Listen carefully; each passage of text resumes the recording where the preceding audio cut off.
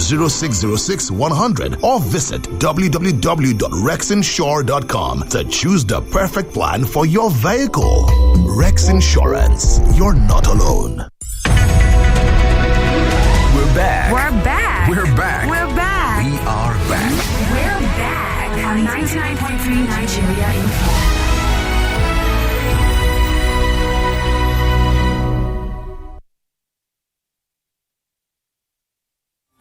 Is where it all connects, all in one place.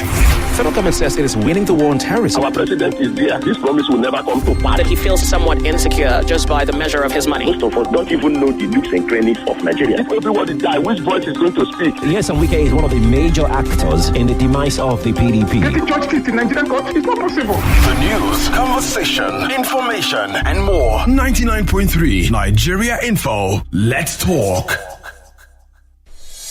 Dailies today. Dailies today. On 99.3 Nigeria Info.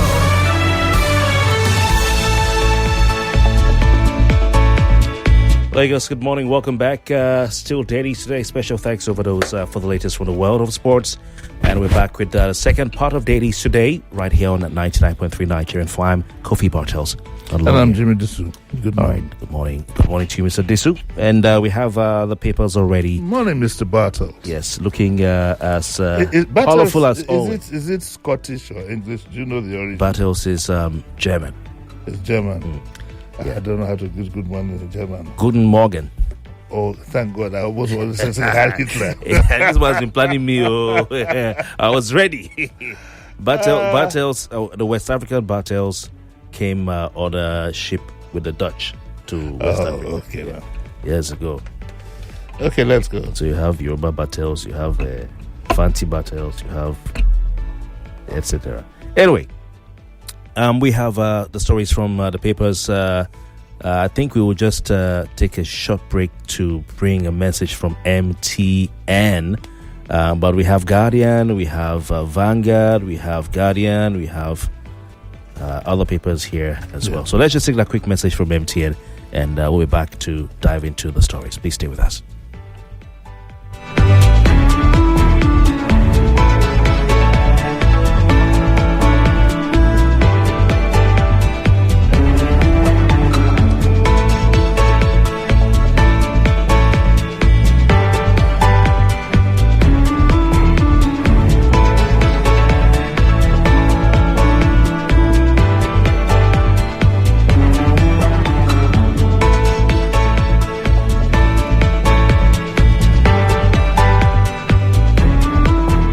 Learn boss-level gameplay on YouTube with MTN YouTube Buffet Bundle. Binge your favorite gameplays till you master every move. Enjoy play-along clips with your faves and challenge runs like never before till you become the numero uno of gaming. See more, be more, spend less. Get over 4 hours of YouTube streaming for just 250 Naira or 10 hours for 600 Naira on the MTN YouTube Buffet Bundle. Dial *312*800# to start today and go make a difference. Guy, how far? You watch that game? I did. Oh boy, that goal, Hey. Make I call you back. My airtime go soon finish. Sorry, I forget I get extra 3 minutes to take talk. I wonder why you hold a cut call. When na MTN better gist you dey use. Me, I still dey enjoy my free 2,100 airtime on top my new MTN SIM. Yes, so get 3 minutes extra on MTN Better Gist. Text BG to 312 to collect your own awoof.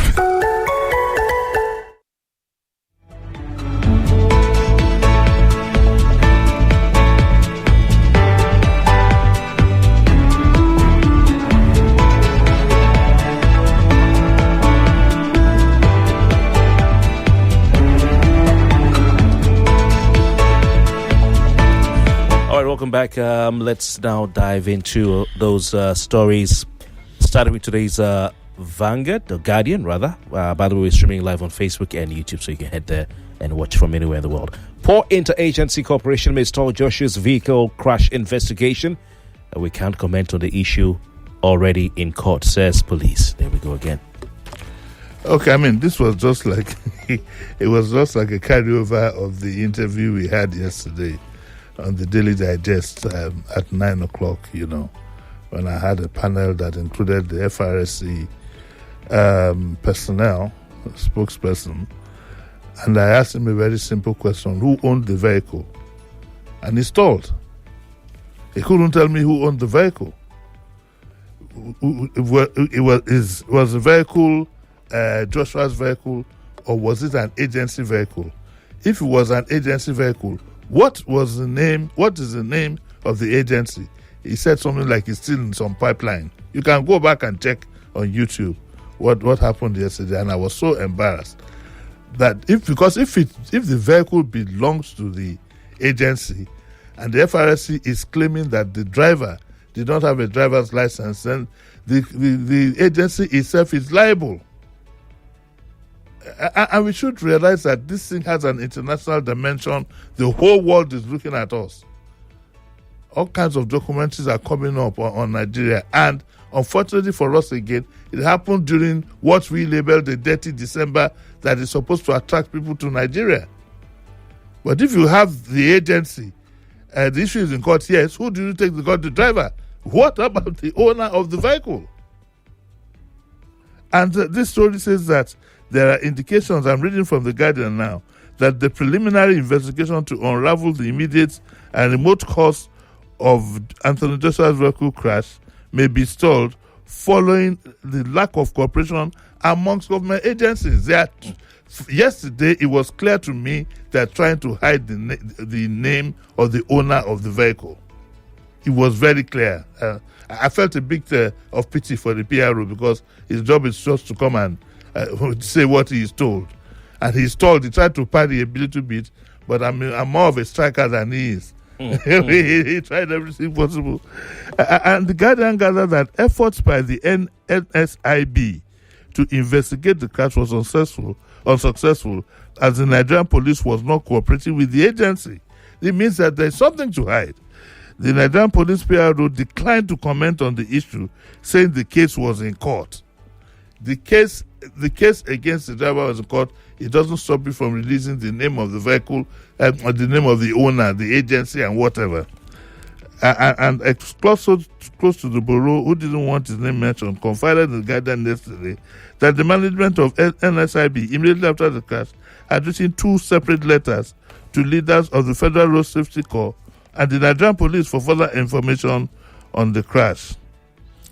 And it says that while the FRSC cooperated with the bureau, the Commissioner of Police, Ogun State, declined cooperation despite the directive from the Inspector General of Police. So we'd like the governor to intervene and make sure that all these things comes out. It goes now back again to Governor Dapo Abiodun, who has taken a lot of flack on this issue.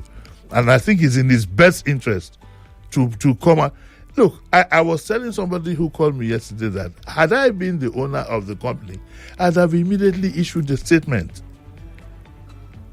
Now it's become an issue of... I would have issued a statement and to say we are looking at our internal processes to see what can be done. At least with that, tempers will go down and it gives you some room to maneuver. Now, in a bid to hide something that's going to be made public, it raised controversy. The source explained that the NSIB had written to the police for the recovery of the data recorder from the LX570 SUV, which could have assisted it in downloading and analyzing the data from the recorder fixed to the vehicle. Nigeria should be very careful. These two people who died are expatriates, and their countries' insurance companies, their lawyers, their family, whatever, will take us to the cleaners. So I advise Governor Abiodun to quickly step in now and make sure that, after all, he wasn't there, so he should quickly step in now and make sure that due diligence is met. So far, the NISB said we interfaced with the FRSC and Nigerian police. We had wanted to download information from the data recorder from the SUV when we met resistance. So far, the police have refused to get the data recorder to us. The downloading of this data recorder would have given us a clue about the accident. New vehicles manufactured now are fixed with data recorders and so on and so forth. What? Governor Abiodun, this is the time for you to exonerate yourself. the ball is in your court. That also applies to the FRSC.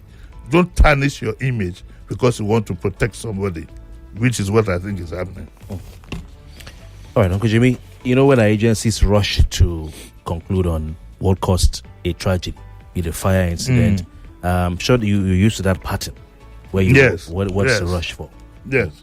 And it's like you said yesterday, you had a very interesting conversation where you kept asking who owns the vehicle. Who owns the vehicle? That could have been done. It's a pity that, and I'm sure somebody out there could have got the number of the vehicle. You go to vehicle, unless it's been erased, you'll be able to find out. And the man, I usually have a lot of sympathy for spokespersons because I've done that nonsense job before, way back when I was much younger, and I quickly ran away from it. Yes, because you're supposed to be like a cleaner to clean all the rubbish. And who owns the company that owns this vehicle? Rumors are flying. Oh, it's a top politician. Oh, it's a former governor. Oh, it's this and it's that. And I would advise again, Governor Dakwe, he's got enough flack on this. People have taken him to the cleaners. I'm not a supporter of the way it has been done, but now is the time for him to exonerate himself. Let's go to the other. Right. Vanguard has an interesting story. Terrorists on rampage in Kwara, Katsina, Kaduna, many abducted. Demand 300 million naira ransom for 7 abducted in Kwara. Abduct photojournalists in Kaduna. Bloodbath averted. 3 IEDs uncovered in Mashegu, LG, in Niger State. That's heavy, man. Well, so you can know that there's still, danger out there. The terrorists have demanded 300 million naira from 7 abducted in Kwara.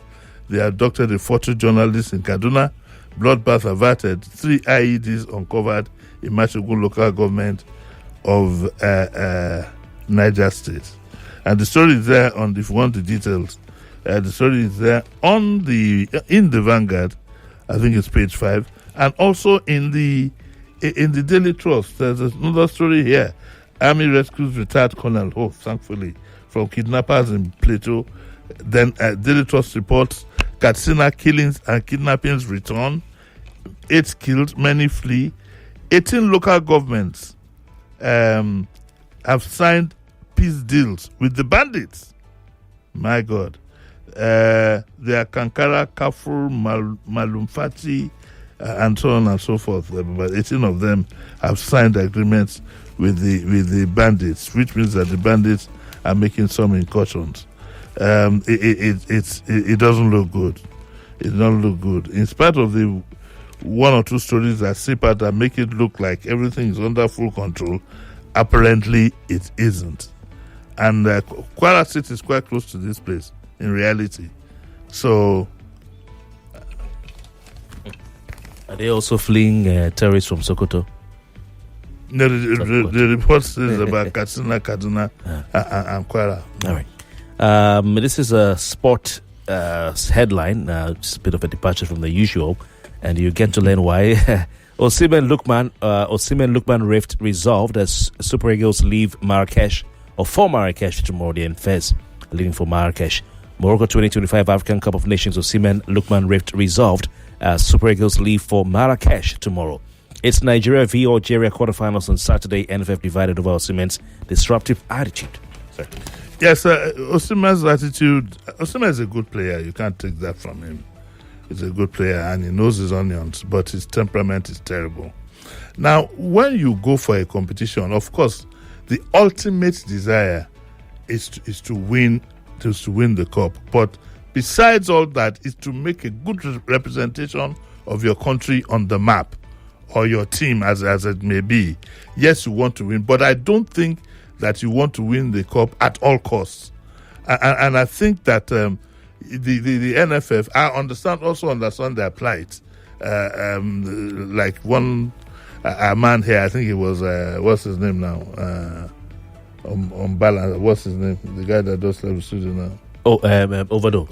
Just flat on my head. Overdose. I think there's a fear that if they don't feature him, they'll catch one flag. I think that the problem we have in this country, amongst all other things, is just a lack of discipline in everything that we do.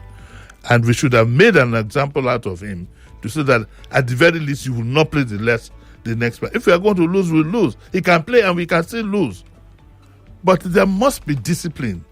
Look, if the guy had quarreled with the player only, I will excuse him. If they had an argument, I will excuse that. The opponents were the ones who were begging him. Then he called.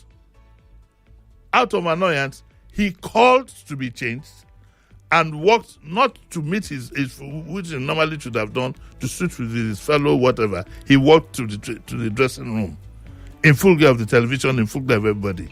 It's an insult to this nation. It's an insult to Nigerian fans. And I think that if he doesn't make a public apology, the NFF should not feature him. Nobody is bigger than this country. There have been players before him, and there will be players after him. We also have people. You see, there's a musician recently who you're playing a show. People paid so much money. Nigerian musicians, so much money. You walk somebody out because the person was sleeping, and that was Burna Boy. And Nigeria will not and should not be known for indiscipline. You understand what I'm saying? If you're a superstar, you're the best that ever happened. Responsible. What is expected of you is the best behavior, so you can be a shining example. Also, what's the big deal about Osimhen? We've had so many, right from the days of Yekini and all other players. And what has stood them out is not this arrogance. Okay, it's not this arrogance, and that is peculiar also with strikers. Because if he were a defendant, the emphasis is not, but because he's scoring goals. Defender.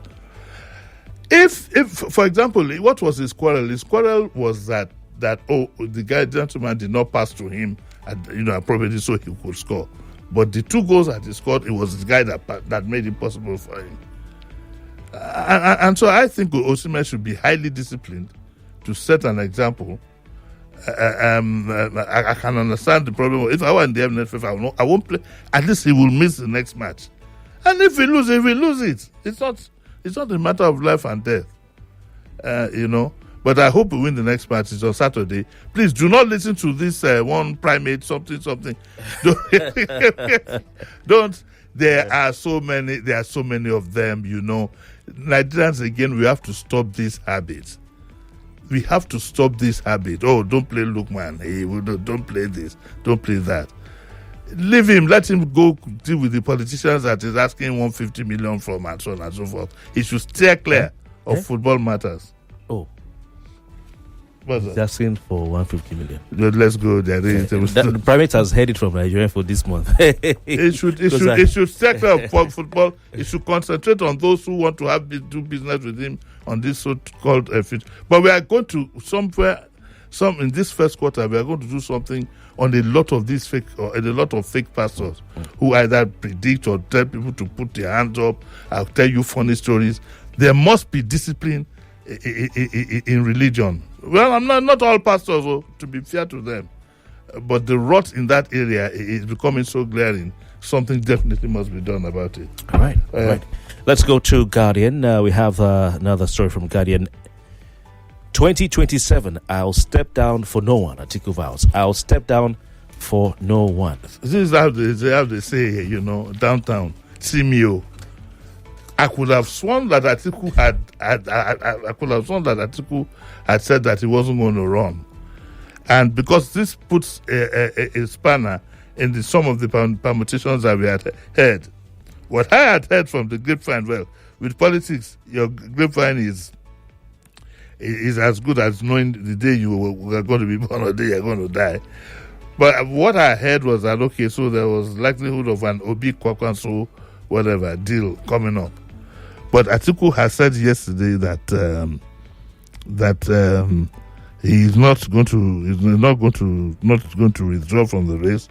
He accused the APC of meddling in the choice of the ADC presidential candidate. Of course, they will meddle with it. It's politics. I just going to sit back and watch what's going on.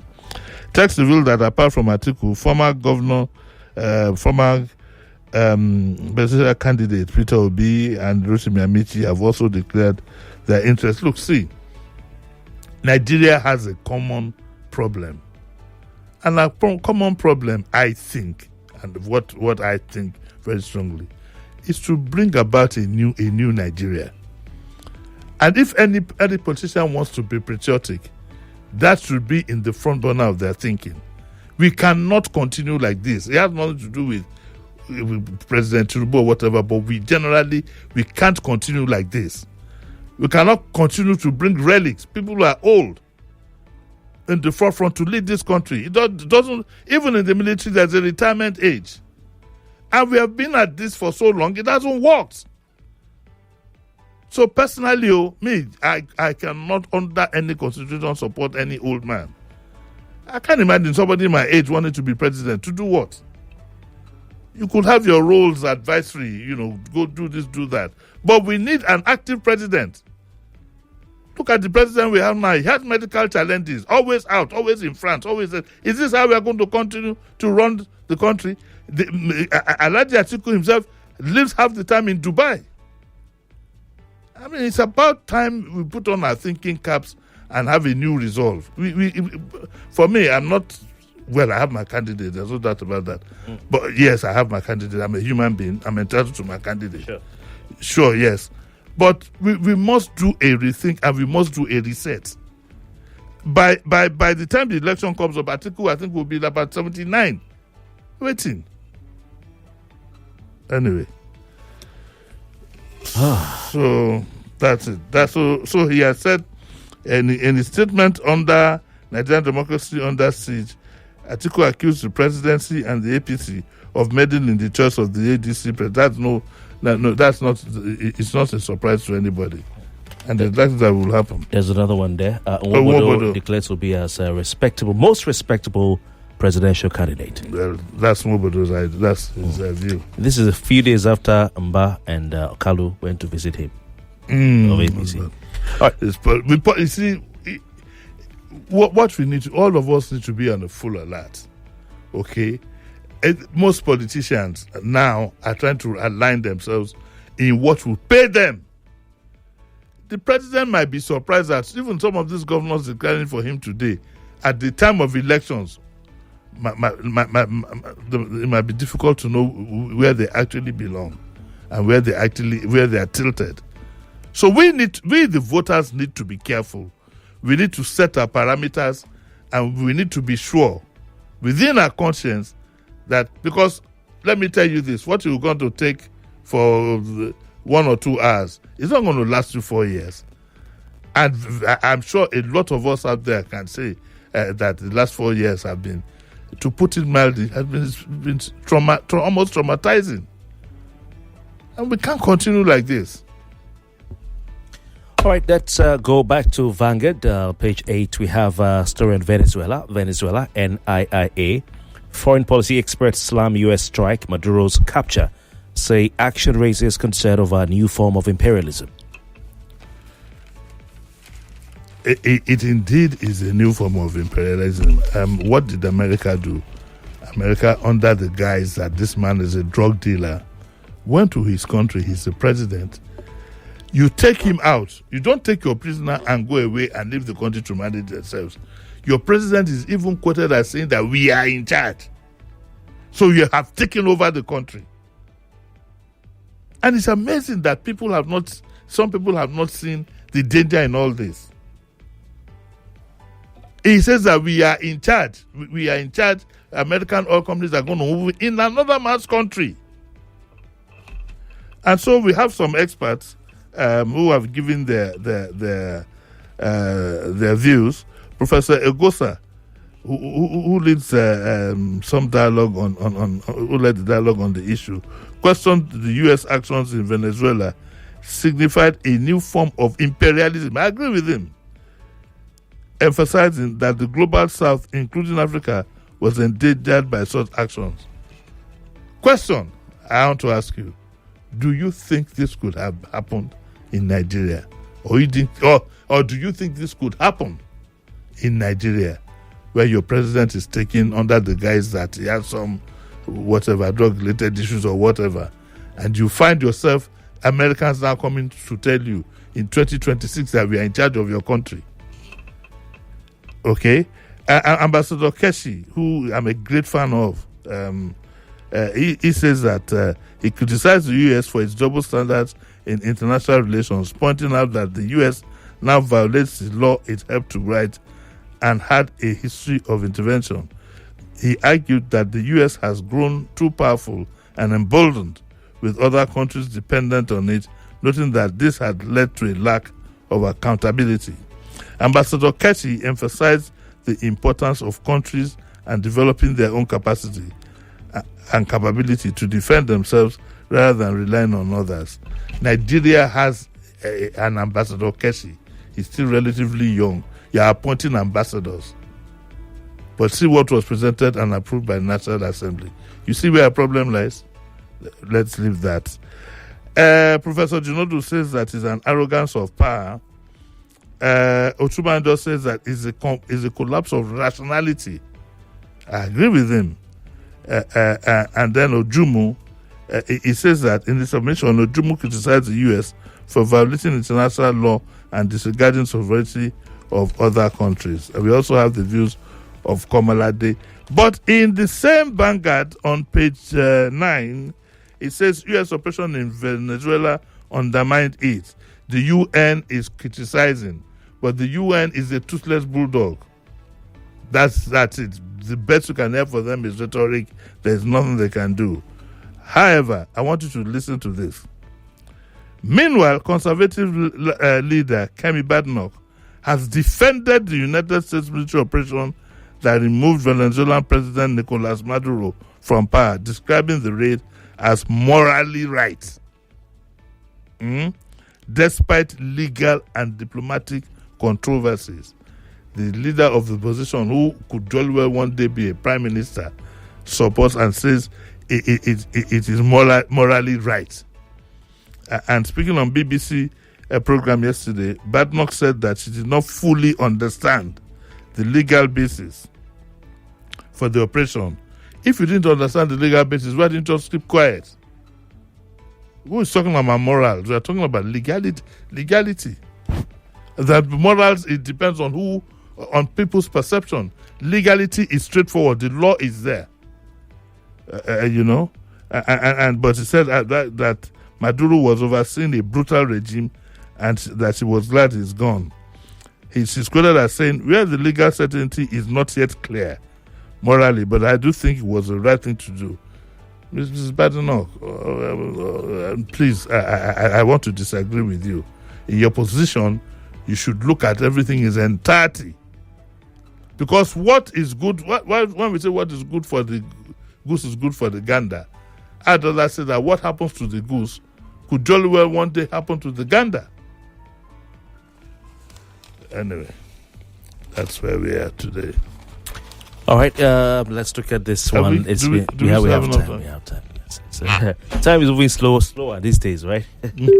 Okay, this one was trending everywhere yesterday. And we're going to Nigerian News Direct. Tinubu appoints Odu Sote. Is it Odu Shote? Odu Shote. Shote, okay. First female DG of Nigerian Law School. Well, it's one up for the woman, and it's congratulations to Dr. Odu Shote. Dr. Lookman Titilayo Odu Shote. She's 54 and she's currently serving as the Deputy Director General and head of the Lagos campus. So she's in very, very familiar terrain. And now she's the next DG of the law school. She got her law degree at at Obafemi Awolowo University. Now that's a joke. It's a joke done by everybody. She graduated in 1988.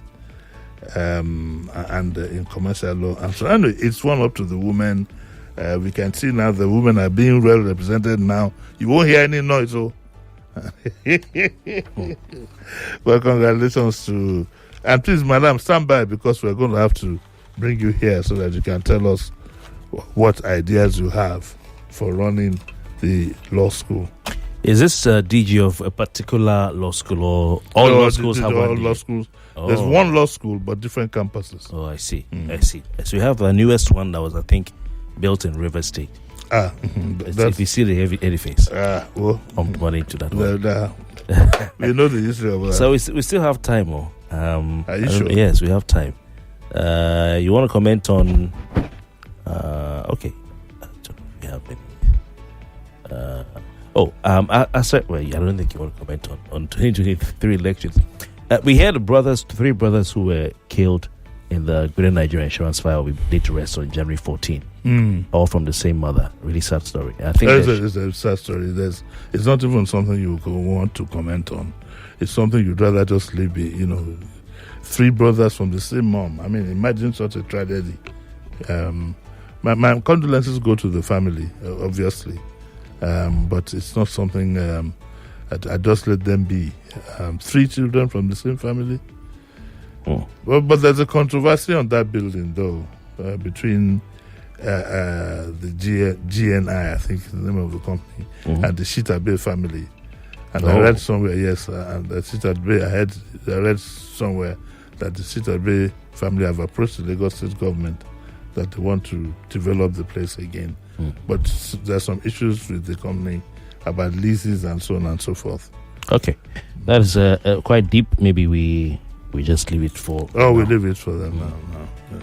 Unfortunate. All right, Mr. Disu, you're back by 9. We have to go. Yes. My name is Kofi Bartels. The news at 8 is up next.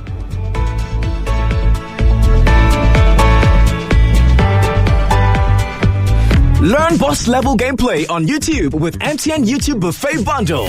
Binge your favorite gameplays till you master every move. Enjoy play along clips with your faves and challenge runs like never before till you become the numero uno of gaming.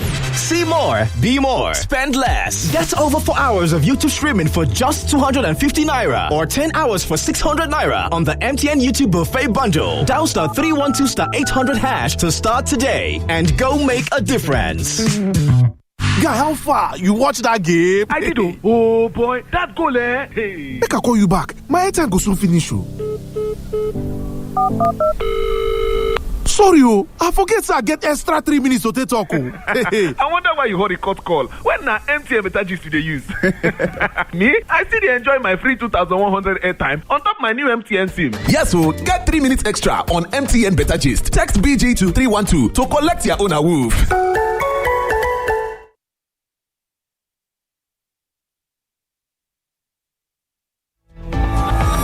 Is where it all connects, all in one place.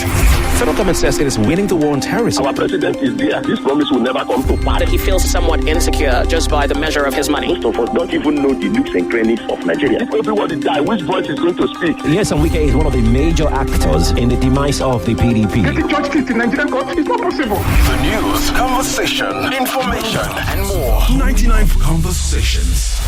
Federal government secures release of 100 kidnapped school children. The swift and the explicit precision these people use is so surprising. Have you seen that Nigerian government have in why are we having coup in all the whole African countries? Every hour, every story, every angle. This is 99.3 Nigeria Info. Let's talk.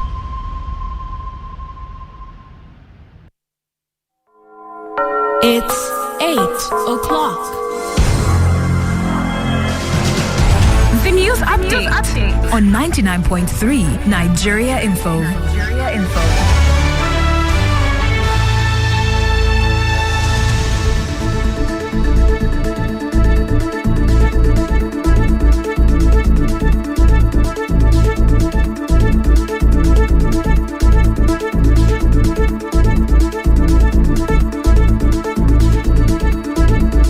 Thanks for joining us in News at 8 on 99.3 Nigeria Info. Young creators swept screens for conversations on Tuesday as they gathered at the Wole Soyinka Center in Lagos. Discussion centered on how storytelling can shape culture, governance, and national development. Lagos State Governor Babajide Sanwo-Olu told participants that he wants Lagos to become the best city to live and work in the next decade. He also said storytelling gives young people a voice and opens doors to opportunity. What we're doing is for all members of APC to go online and to register as a party member. The energy of the city-state is unimaginable, it's incomparable, and it's something that gives us that unique identity as Lagosians. And I'm truly, really blessed and happy that I'm leading this 20-something million set of, activists called Lagosians.